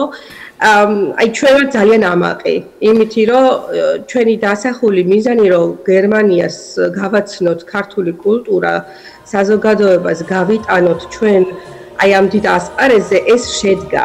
და მე მინდა ყველა თითოეულ ქართველს იქ მყოფს, იქნებოდა ის სტუმარი მონაწილე თუ ასე შემდეგ, ძალიან დიდი მადლობა გადაუხადო ჩემი მხრიდან.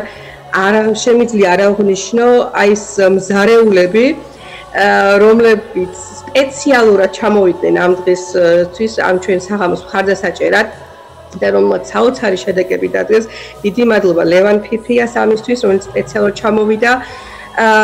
მარიკა ევგენიძეს, თეა ჭელიძეს, ზურაბ ბარნაბიშვილს, რა ვიცი, ყველას ვინც იქ იყო აი ამ სამზარეულოს კუთხით, აი თქვენ ხედავთ ახლა კაცში რამდენი ადამიანია, უბრალოდ რომ ამ ციცხიან ესეთ ცხელ დღეს მოვიდნენ, გველოდნენ, აი ყველაფერი გააკეთეს იმისთვის, რომ ეს ქართული საღამო შემდგარიყო და ძალიან დიდი მადლობა აი ბიჭებს, უღრმესი მადლობა.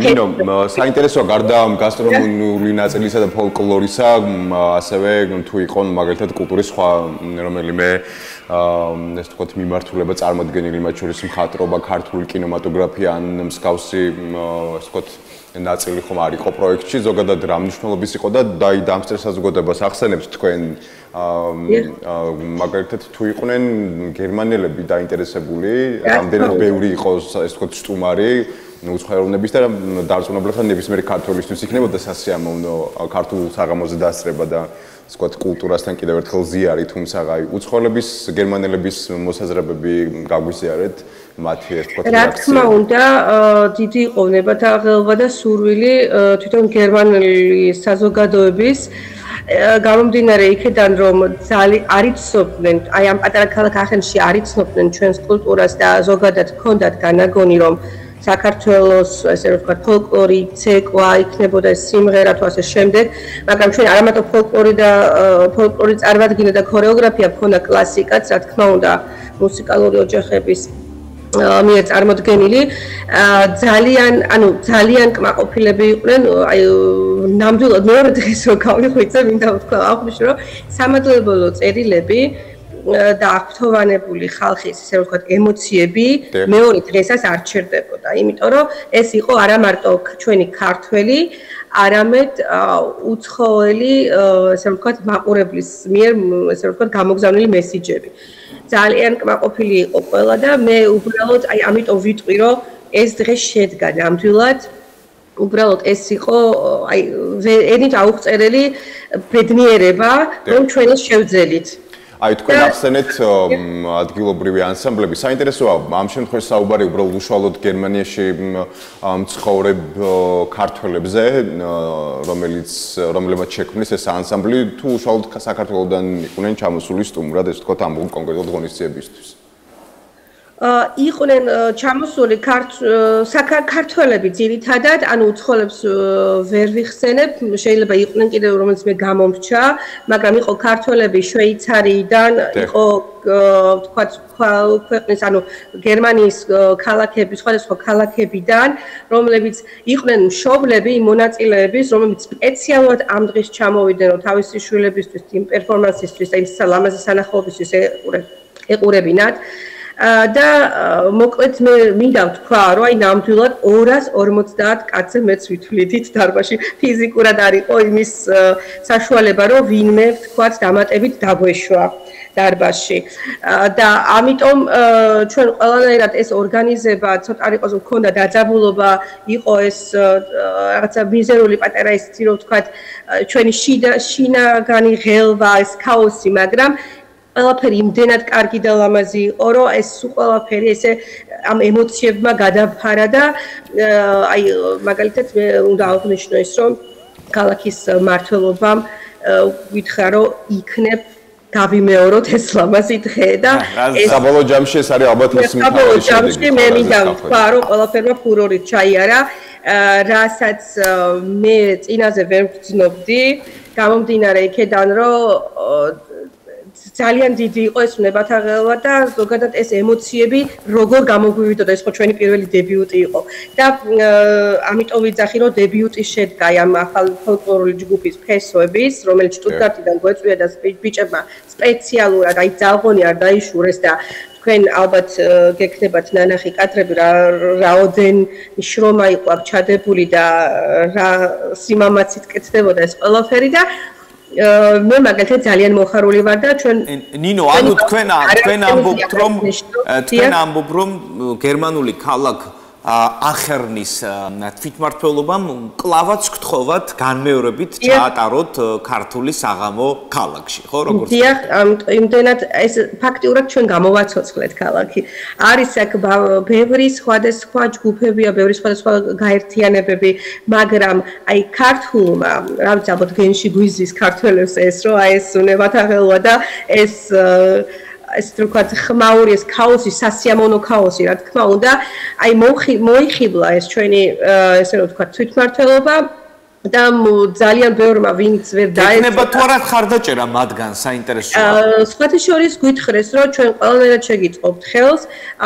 მე ძალიან დიდი სურვილი მაქვს ვთქვათ კონტაქტი ვიქონიო ჩვენს კულტურის სამინისტროსთან საქართველოში, თუ დამთავრდებიან, ძალიან დიდი სურვილი მაქვს, რომ ჩვენ ვითანამშრომლოთ და ელემენტარული დაფინანსება ვთქვათ გაუწიოს აი ამ ჯგუფებს, რომელიც მართლაც აი ესეთი, ნუ ეხლა ჩემთვის ძირითადად აი ამ თემიდან გამომდინარე ძალიან დიდი მნიშვნელობა ჰქონდა თვითონ აქ განვითარებულ ჯგუფებს და გუნდებს რომ გამეკეთებინა მათი პოპულარიზაცია და წარმოედგინა ვთქვათ აი გერმანიის წინაშე, მაგრამ რა თქმა უნდა ეს ჯგუფები რომლებიც სერიოზულად მუშაობენ ამ საკითხთან და რომელსაც მართლა აი აქვთ აი მითი შანსი რომ გამოიტანონ კიდევ და კიდევ უფრო და უფრო მაღალ რანგებში ეს ქართული კულტურა, რა თქმა უნდა სიამოვნებით ვითანამშრომლებდით კულტურის სამინისტროსთან თუ ამაში ვთქვათ ხელშეგვიწყობდნენ და კიდევ უფრო განავითარებდნენ ასე ვთქვათ ქართული კულტურის ზრდას საზღვარგარეთ. ნინო, საინტერესოა ქართული კულტურისა და ქართული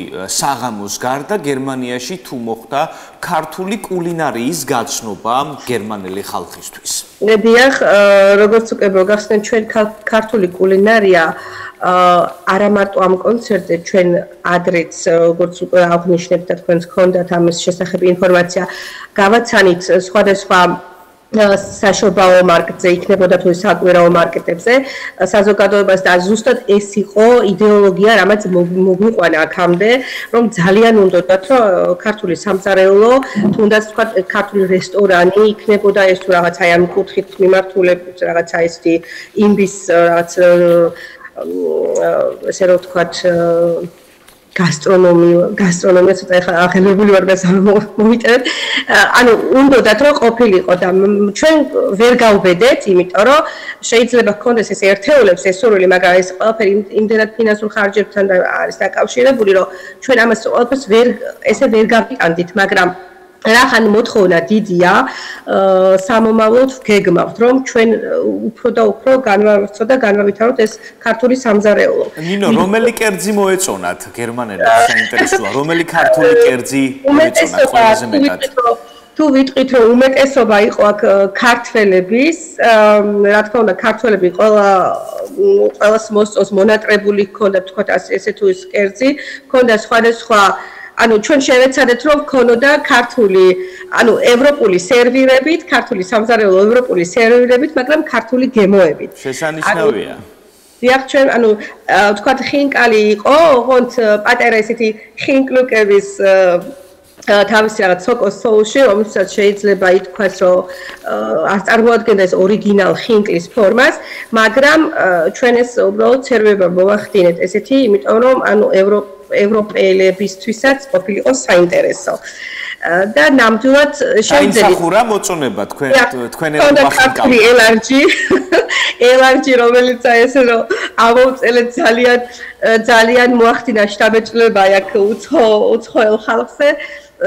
ყველა გვეკითხებოდა თუ რა იყო, რა სტრუქტურა იყო, ყველამ დააგემოვნა, მოკლედ ელარჯი რა თქმა უნდა ქართული სამზარეულოს კლასიკაა. ხაჭაპურზე რას გვეტყვით? აჭარული ხაჭაპური თუ შესთავაზე? აჭარული ხაჭაპურები ვინაიდან გამომდინარე იქიდან რომ აქ იყო ცოტა ესეთი არ ქონდა აქ სპეციალურად სამზარეულო დამზადდა ეს სხვადასხვა დიდი მადლობა უნდა გადაუხადო ილენაო ვერკშტეტს, რომელიც ყოველთვის გვიდგას მხარში.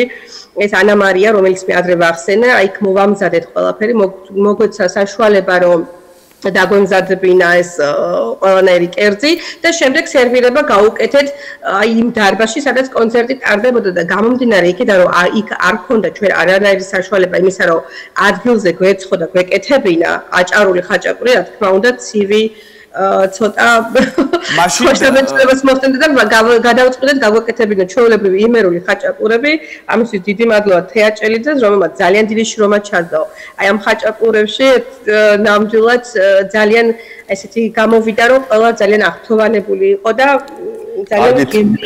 კარგით ნინო, მოკლედ ბოლოსკენ წავიდეთ და საინტერესო იქნებოდა სანამ დაგემშვიდობებოდეთ, გვითხარით სამომავლო გეგმები, როგორ გეგმავთ ზოგადად ქართული საღამოები გეგმება თუ არა შემდგომ გერმანიაში, ზოგადად რა შედეგამდე გახვედით კონკრეტულად და რა იყო თქვენთვის მნიშვნელოვანი და ამით დავასრულოთ დღევანდელი ჩვენი ეს დიახ, სიამოვნებით, ჩვენი სამომავლო გეგმები, რა თქმა უნდა, არ ჩერდება, პირიქით გვინდა რომ გავეწიოთ წინ, თქვენ ნახეთ ჩვენი ბავშვები, საკვირაო სკოლის ბავშვები, ალბათ როგორ მონდომებით იყვნენ ჩართულები ამ საკითხში, ყველა ბედნიერი ამ დღეს და მინდა რომ ეს ბედნიერება, რაც ამ ბავშვებს ამ დღეს ჰქონდათ და სიყვარული მივანიჭოთ და ისევ გავაგრძელოთ. რა თქმა უნდა, ჩვენი საკვირაო სკოლისთვის იქნება მზადება ეხლა არის დაგეგმარება თუ როგორ შევიძინოთ სახელმძღვანელოები, რომ წავიყვანოთ ეს არამხოლოდ ცეკვი და სიმღერით, უბრალოდ განათლების კუთხით ჩვენი საკვირაო სკოლა, აგრეთვე გვექნება სხვადასხვა ესეთი დავესესხები ამ უცხოურ სიტყვას ვორქშოპები, სამზარეულოს კუთხით იქნება ის თუ სხვადასხვა აქტივობების გვინდა სხვადასხვა ჯგუფები მოვიწვიოთ და დავამზადოთ აი ესეთ კერძები და შემდეგ იქ გაცვლითი რაღაცეები მოვაწყოთ, მაგრამ აუცილებლად იქნება ერთი დღე ჩვენთვის, ანუ ქალებისთვის, გვყავს ჩვენ ძალიან წარმატებული ვიზაჟისტები, გვყავს ძალიან კარგი ესეთი რომ ვთქვათ, ვინც თმებს შეჭრის, დავარცხნის ასე შემდეგ, რომ გავილამაზოთ ჩვენი დღე და მოკლედ ყველა ემიგრანტს მინდა რომ ერთი დღე ვაჩუქო ბედნიერების, სიხარულის და არის კიდევ სხვადასხვა პროექტები, რომელზეც უკვე მუშაობ და ჯერ არა გვაქვს, ესე რომ ვთქვათ, ბოლომდე და დამუშავებული, ამას გავივლით ახლა ჩვენს გუნდთან ერთად. კი ბატონო, მოკლედ წარმატებები მინდა გისურვოთ და ყველა ემიგრანტს მოკითხვა ჩვენგან, არა მარტო გერმანიაში, არამედ ყველა იმ კუთხეში, კონტინენტზე და ქვეყანაში, სადაც იმყოფებიან, დიდი სიყვარულით, ნამდვილად მნიშვნელოვანია ნებისმიერი ქართული წამოწყება თუ ღონისძიება, არა მარტო ემიგრანტებისთვის, არამედ ჩვენთვისაც, ვინაიდან ეს გახლავთ ქართული კულტურის გაცნობა იმ ადამიანებისთვის, რომლებიც არ იცნობდნენ. თქვენ ახსენეთ, რომ გერმანელებმა პირველად იხილეს, მოკლედ, ამას რაღაცა იხილეს ჩვენთან ახერში, ნამდვილად არ ქონდათ ამის ფუფუნება, უბრალოდ მინდა გამოგიტყდეთ და გითხრათ, რომ არ ელოდნენ ამ შედეგს, მაგრამ შედეგი იმდენად ესე რომ ვთქვათ, დადებითი ემოციებით სავსე იყო, რომ აი შემიძლია სათამამოდ ვთქვა, რომ ჩვენ შევძელი. კი ბატონო, ნინო, ნებისმიერ შემთხვევაში ადამიანის სიყვარულით აკეთებს საქმეს, აუცილებლად შედეგიც მოჰყვა. ჩვენ გავაგრძელებთ ჩვენი ხელისშემშლელი ვთქვათ გარემოებების მიუხედავად, ანუ რაღაცნაირად ანუ დაძაბული მომენტების მიუხედავად ჩვენ ეს მაინც შევძელით, მაინც გავაკეთეთ და გავედით ბოლომდე. არსებობს, თუმცა ხო, ნებისმიერ შემთხვევაში ჩვენ ქრონომეტრაჟში შეზღუდული ვართ, შესაბამისად უნდა დაგემშვიდობოთ, თუმცა ნებისმიერი წინააღმდეგობა ღირს იმ შედეგისთვის, რომელიც შემდეგ ყველას აერთიანებს და ზუსტად იმ ძალა ერთობაშია, მე მაინც ბოლოს ვიტყვი, რომ ძალა ერთობაშია. მადლობა, უღრმესი წარმატებები კიდევ ერთხელ მეკითხვა ჩვენგან. გავუმარჯობთ წელ საქართველოს. მადლობა, კარგად დამშვიდობები ყველას. წარმატებებს გისურვებთ, მადლობა. მადლობთ მოწვევისთვის. მადლობა.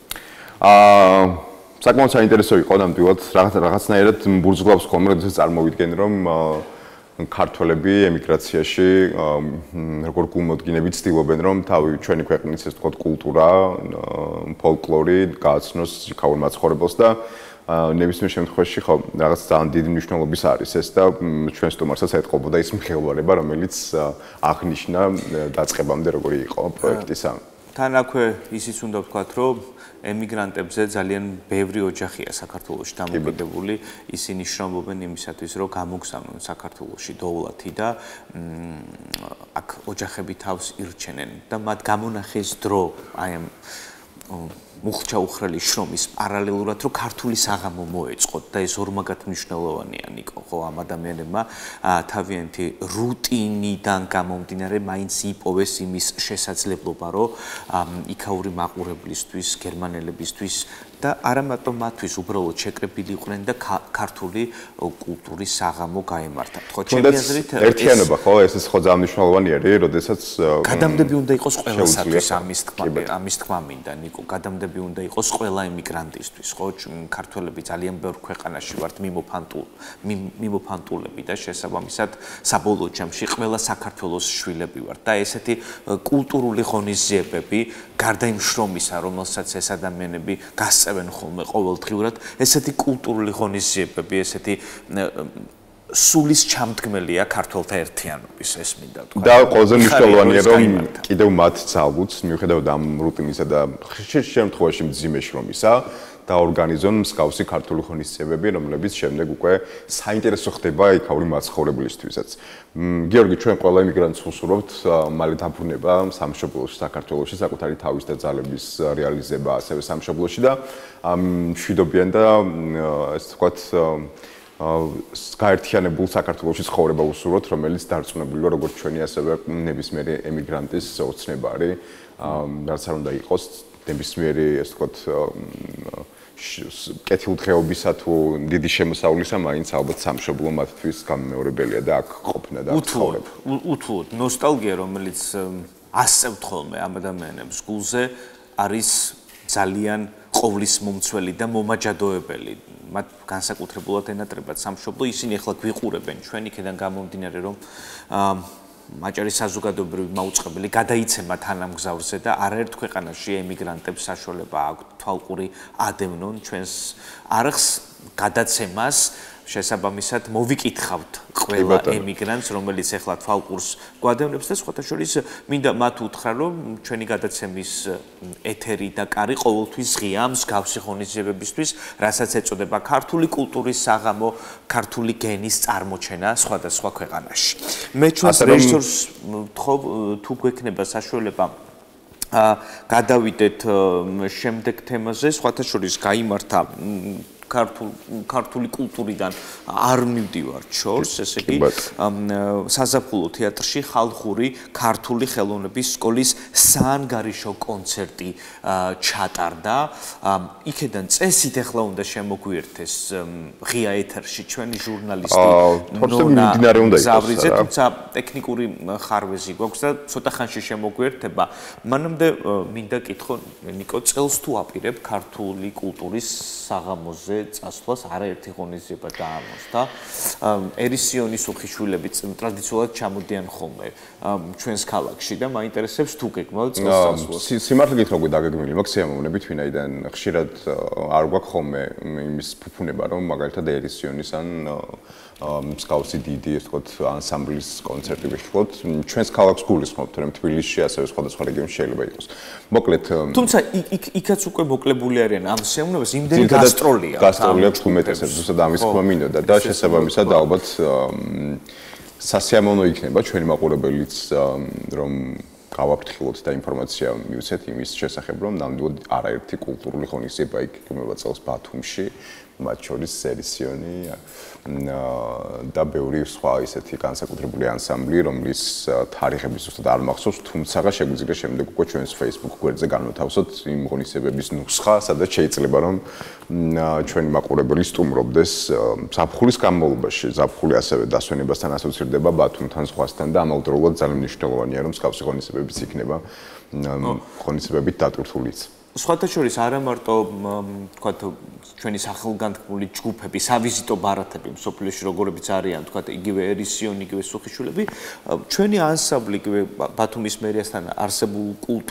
კულტურის სენს ყავს შესანიშნავი ანსამბლი, რომელიც არაერთ ღონისძიებას გვთავაზობთ ზაფხულის განმავლობაში და გუშინ ჩვენთან სტუმარმა ისაუბრა საზაფხულო თეატრს. საზაფხულო თეატრი და ასევე ბონის კულტურის ცენტრი იქნება ყველა ღონისძიების მასპინძელი და ეს მარტივად შეგიძლიათ ძვირფას ტელემაყურებლებო გადაამოწმოთ. სიმართლე გითხრათ გიორგი ყველაზე აფიშაში, სადაც თავმოყრილია ყველა კულტურული ღონისძიებები. იგივე TicketJiz-ზე, BiletJiz-ზე ყველა ღონისძიებაა თავმოყრილი და მინდა ჩვენს პატარა მაყურებელს უთხრა, რომ საცირკო წარმოდგენა დაბრუნდა ნიკო ბათუმში. თუ ყოფილ ხარ ცირკში მაინტერესებს. სიმართლე რომ გითხრა.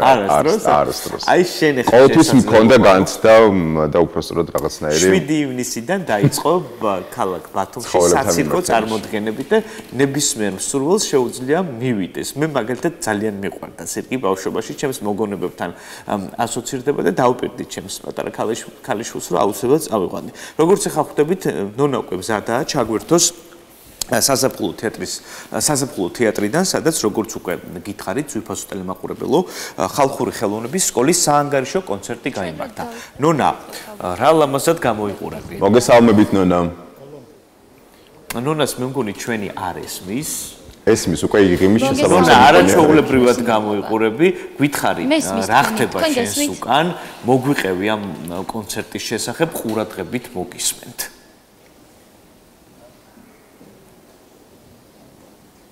ძალიან დიდი მადლობა, მოგესალმებით, მივესალმებით დიდი შესვენების ერთგულ მაყურებელს, ესე იგი, ხვდებით ალბათ საზაფხულო თეატრში ვიმყოფებით, სადაც დღეს 8 საათზე აჭარის ხალხური ხელოვნების სკოლა 2024-2025 სასწავლო წლის საანგარიშო კონცერტს გამართავს. თუ რა მიზანს ემსახურება ეს კონცერტი და სხვა უფრო მეტ მნიშვნელოვან დეტალს ამას მოგვიყვება აჭარის ხელოვნების სკოლის დირექტორი ბატონი ვახტანგბერიძე. მოგესალმებით, ბატონო ვახტანგ, ძალიან დიდი მადლობა, რომ დაგვითმეთ, რომ ახლა ისეთ ფუსფუსში ხართ, ჩვენთვის მაინც გამონახეთ ეს მნიშვნელოვანი წუთები და მოდი უთხრათ მაყურებელს, რა მიზანს ემსახურება ეს კონცერტი და რამდენად მნიშვნელოვანია ამ სკოლის მოსწავლეებისთვის ზოგადად.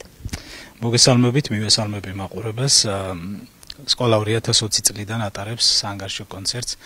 ტრადიციული ფორმა აქვს უკვე და ჩვენ ივნისის თვეში საზოგადოებას წარუდგენთ იმ ანგარიშს, შემოქმედებით ანგარიშს, რასაც მთელ წლის განმავლობაში ჩვენ სკოლის კედლებში განვახორციელებთ.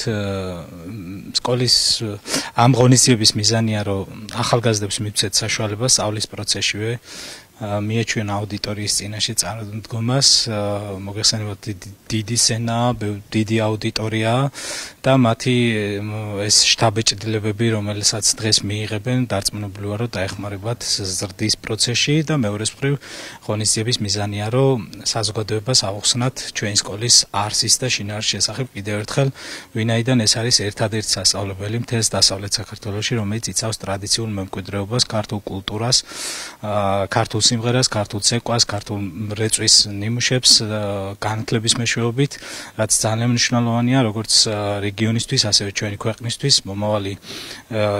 მომავლისთვის, იდენტობის განვითარებისთვის, შენარჩუნებისთვის, გაძლიერებისთვის, ანუ ბევრ მრავალმხრივ მნიშვნელოვანია ამ სკოლის ფუნქციონირება ამ რეგიონში და ღონისძიებაც ემსახურება ამას, რომ კიდევ ერთხელ თვალნათელი გავხადოთ აუდიტორიისთვის, თუ რა ხდება იმ დახურულ კედლებში, რომელშიც ჩვენ დაახლოებით 10 თვის განმავლობაში ვართ. რომელი პროგრამებია თქვენთან ყველაზე მოთხოვნადი და გათვლილია მოზარდებზეც თუ მოზრდილებსაც შეუძლიათ მონაწილეობა მოსვლა თქვენთან? ჩვენთან სწავლა შეუძლია საბაზო განათლების მქონე პირებს, ძირითადად არის სამი მიმართულება, ეს არის ქართული ქორეოგრაფია, ხალხური მუსიკა და ტრადიციული რეწვა. ქორეოგრაფიის მიმართულებით ისწავლება 5 პრაქტიკული დისციპლინა, ანუ 5 ცეკვა, მსოფლიო ხალხთა ცეკვა, თანამედროვე სამეჯლისო და ამ შემდეგ. ასევე მუსიკის მიმართულებით ისწავლება გალობა, ხალხური საკრავები, სოლფეჯიო, ქალაქური სიმღერა. ძალიან მნიშვნელოვანია ეს ყველაფერი და რა თქმა უნდა ტრადიციული რეწვის მიმართულებით ვასწავლით როგორც ქსოვას, გარგვას, ხელნაკეთ ნივთებს, ასევე ვასწავლით ეროვნული სამოსის შექმნას. გარდა ამისა სკოლას აქვს 10 პროფესიული პროგრამა, რომელიც რეგიონში დაინტერესებულ პირებს ეხმარებათ, რომ მოკლედ დროში მიიღონ ახალი ცოდნა და უნარები, ან გაიუმჯობესონ კვალიფიკაცია და დასაქმდნენ მარტივად, რაც მე მგონია რომ ძალიან ისეთი შესაძლებლობაა. და ჯამში 13 პროგრამის განხორციელება არ არის პატარა საქმე ჩვენი რეგიონისთვის, ეს არა მარტო ჩვენი სკოლის წარმატებაა, მთლიანად რეგიონის წარმატებაა, ყველა იმ ადამიანის წარმატებაა, ვისაც ქართული ტრადიციული კულტურა უყვარს. და ბოლოს რა სიტყვის მაყურებელს რატომ უნდა დაესწრონ დღევანდელ კონცერტს?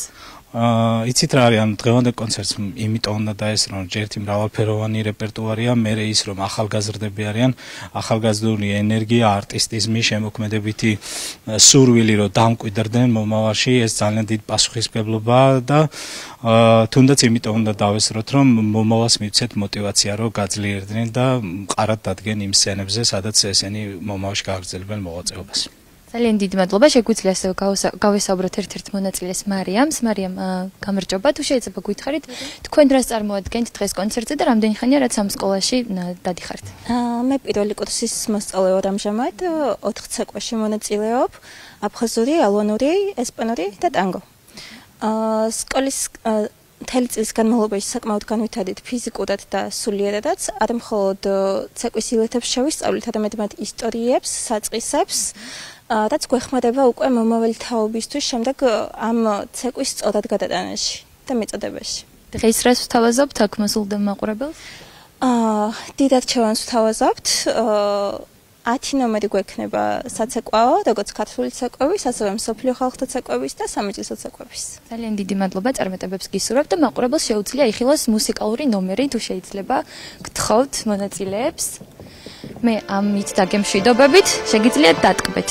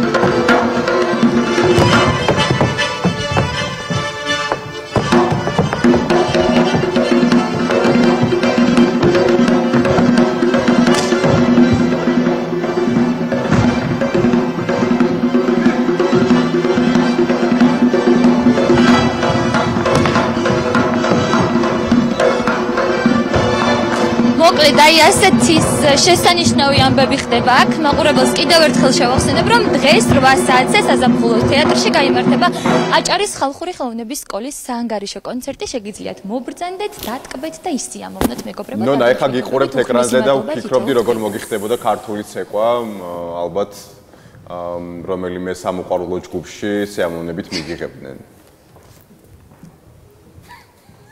აღარ ეს მიშველი. ძალიან კარგი კომპლიმენტია, ნიკო, აუცილებლად დავფიქრდები, უღრმესი მადლობა. მადლობა შენ საინტერესო ჩართვისთვის და მადლობა ასევე ჩვენს გუნდს ბენდს რომელმაც ეს თეატრჩოლებრივი ცეკვა შემოგთავაზა. კი. ბენდი მე მგონი არასწორი ეს არის ფორმულირება ჯგუფია, ქართულად ჯგუფია და უნდა ვთქვათ, რომ ბენდის ქართულია, რატომაც არა. თუმცა ამ შემთხვევაში მუსიკალურ შემოდგომას უფრო უკავშირდება ბენდი არა, რომელიც საკრავებთან არის დაკავშირებული და არა ცეკვასთან. როკ ბენდი შეგვიძლია? კი ბატონო. როკ ბენდი. რომელი იყო შენი საყვარელი როკ ბენდი? ან არა მარტო როკ ბენდი ბავშვობაში? როკ ბენდი ესე რომ ვთქვათ, ჩემი ერთ-ერთი უსაყვარლესი როკ ბენდი, რა თქმა უნდა, Pink Floyd შორს ვერ წავალ და ერთ-ერთი როკ შენც არ გინდოდა ყოფილიყავი ერთ-ერთი აგური ხო, რაღაც დიდი კედლის სტანდარტულად.